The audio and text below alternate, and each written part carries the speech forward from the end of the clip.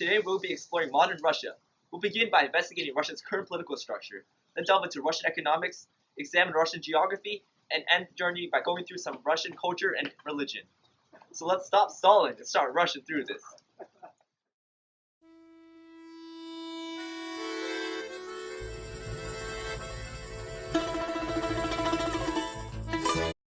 Russia is a country with a vibrant history and thriving culture. Its many wars and past leaders have shaped it into what it is today. First, let's take a look at Russia's current political structure, which has evolved through many years of reform. Russia gained its independence as a result of the collapse of the Soviet Union in 1991. Since then, serious endeavors were needed in creating a new political system. During 1992 to 1993, Yeltsin argued that the current 1978 constitution of Russia was obsolete and self-contradictory. This led to a new constitution in which the body was dissolved as a result of Parliament's failure to endorse a compromise between the legislative and executive branches. The 1993 constitution declares Russia a democratic, federative, law-based state with a republican form of government. The president is head of the state, and since the law of 1993, presidents were presented with an enormous amount of power. For example, the president has broad authority to issue decrees and directives that have the force of law without legislative review. Russia's strong presidency is often compared to the government of Charles de Gaulle in the French Fifth Republic. The law of presidential election states that the winner needs to have more than 50% of the votes in order to be elected as president. However, if none can get over 50%, a runoff election occurs in which the candidates have to be eliminated one by one until the candidate with the greatest proportion of votes wins. Presidents are eligible for a second term, but are barred from having a third term. The first president of New Russia was Boris Yeltsin in 1999, who was then followed by his handpicked successor, Vladimir Putin, who served as the acting president for 2 terms from 2000 to 2008. After Putin stepped down, Mendeleev was elected. However, Putin was re-elected in 2012 and will serve for 6 more years. Russia has a multi-party system similar to the system in the United States. This multi-party system is made of 3 branches. The first branch is the executive branch, which is headed by the prime minister who is first in line for presidency, approved by the State Duma. In the 1993 constitution, the idea of dual executive, prime minister, and president was created. However, the president was more dominant. As mentioned before, this led to the president's dominating powers in politics, which is often compared with de Gaulle's government in the French Fifth Republic.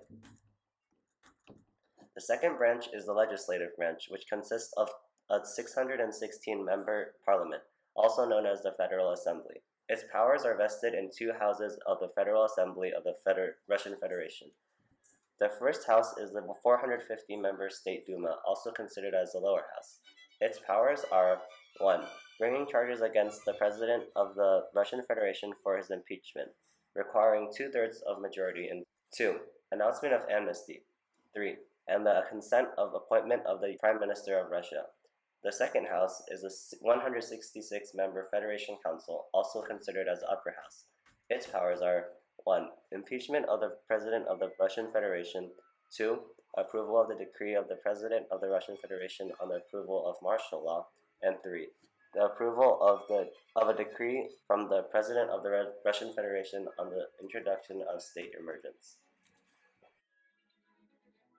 As a country with many different ethnic groups, Russian culture is, as a result, very unique and diverse. This is evident through an examination of its various pastimes, cuisines, landmarks, and languages.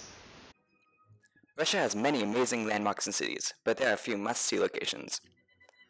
One location to give a visit is St. Petersburg, the second biggest city in Russia, which is located along the Baltic Sea. This city contains a must-see site, the Hermitage Museum, which was opened in 1852 by Catherine the Great, and contains over 3 million pieces of art, which is said to take years to observe them all. This museum is split into several parts. One of the most famous parts is Winter Palace. This palace was the official residence of the Russian monarchs from 1732 to 1917, when it was the bloody Sunday Massacre and the other events that make up the Russian Revolution. It now forms up part of the complex of buildings that make up the Hermitage Museum. Another key city to visit is Moscow, the capital of Russia. A key location to visit there is the Red Square, which is the central city square of Moscow. This square separates the Kremlin, or government buildings, from the historic merchant quarter Kitai-Gorod. This square contains many significant buildings, monuments, and museums from time periods throughout Russia's history. Some key locations of it here are St. Basil's Cathedral, which is a church in the Red Square, built in 1555 to 1561. This church was commissioned by Ivan the Terrible to commemorate the capture of Kazan and Astrakhan, and is a must-see site. In the Red Square, there's another very interesting site to visit. However, it's not for everyone. This site is Lenin's Mausoleum. This massive building is a tribute to Lenin, and visitors can wait in lines in order to visit his embalmed body. There's been discussion over the past decade over whether his body should be properly buried in the ground, but there's been no significant progress, and Russia is so far split 50-50, so it looks like Lenin's body will remain in public view for the time being. Looking for a break from sightseeing? Well, you're in luck, because there are many different Russian restaurants that are great to take a break and sample some Russian exclusively. Crops of rye, wheat, barley, and millet have provided the ingredients for a plethora of breads, pancakes, pies, cereals, and beer and vodka that have become staples of Russian cuisine. Soups and stews full of flavor centered on seasonal or storable produce, fish, and meats.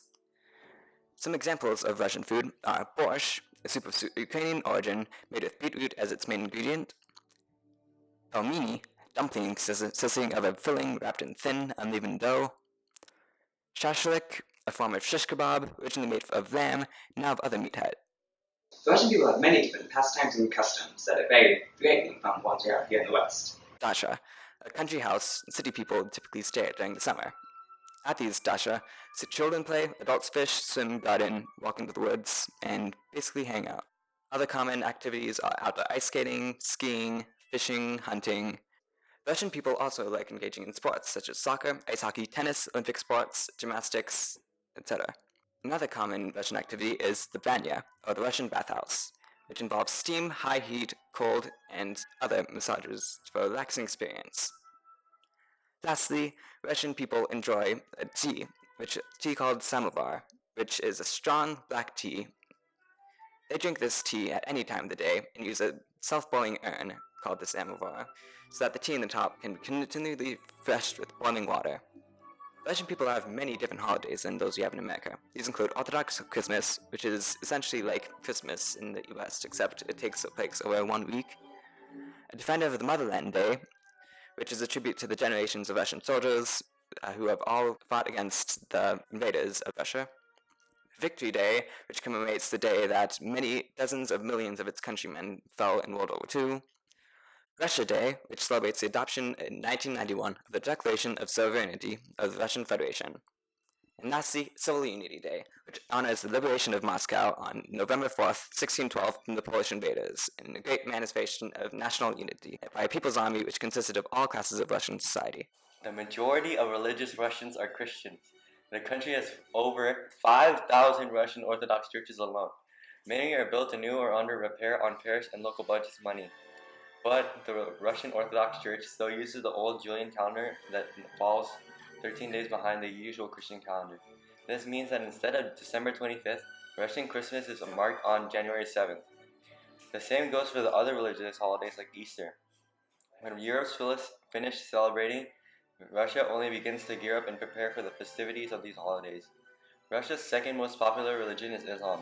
It's thought the country is home to around 14 to 20 million Muslims, making up 10 to 16% of Russia's population, which is the second largest religious community in Russia.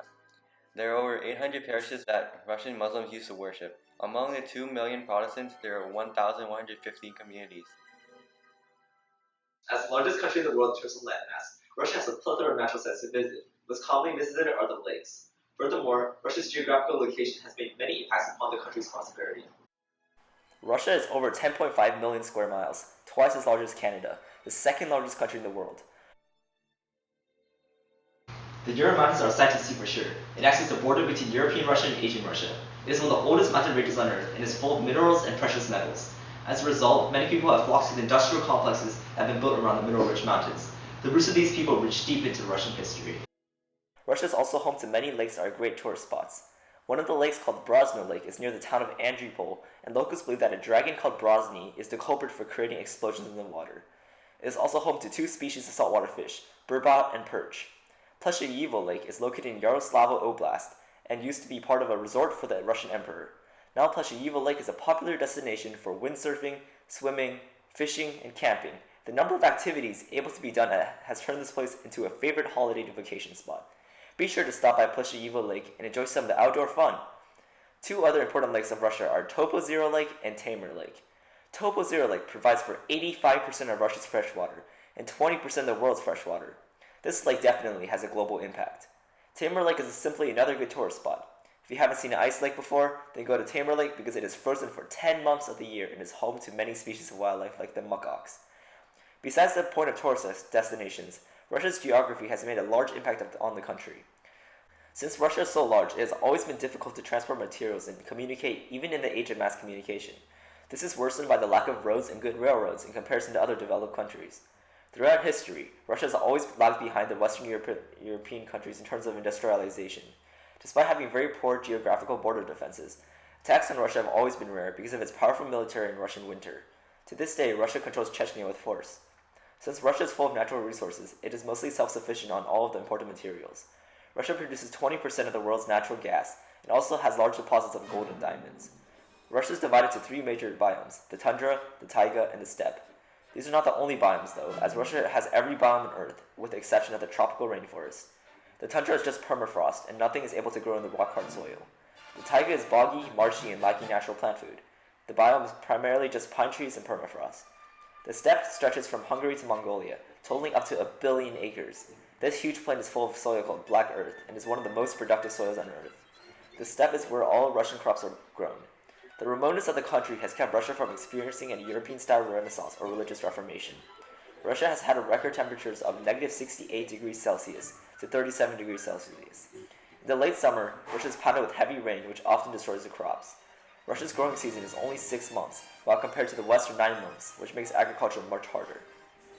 As the fifth largest economy in the world, Russia's economy surprisingly lacks diversity. Despite it being one of the largest countries, its economy is mostly focused on oil and natural resources.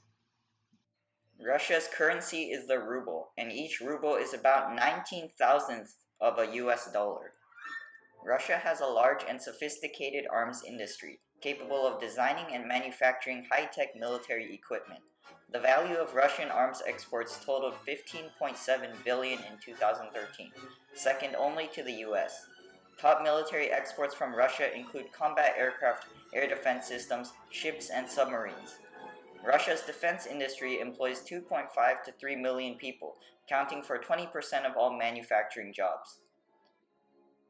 Automobile production is a significant industry in Russia, directly employing around 600,000 people, which is about 0.7% of the country's total workforce. The industry supports around 2 to 3 million people in related industries. Russia was the world's 15th largest car producer in 2010 and accounts for 7% of worldwide production. Russia's banking sector, however, lacks resources, capability, and trust from the people that it would need to be productive. Russia's banks only contribute about 3% of overall investment in Russia. Russia's strongest asset, however, is its hydrocarbon reserves of natural gas and oil. In 2013, Russia had a quarter of the world's oil reserves and supplied 40% of Europe's imports of oil. Gazprom is a Russian company owned by the government that is the world's largest exporter of natural gas and one of the world's largest companies. With its headquarters in Moscow, the company produced 8% of Russia's gross domestic product in 2011. Thanks for watching. I'll be off enjoying some Russian culture and food. If you put in the effort to come, you won't regret it.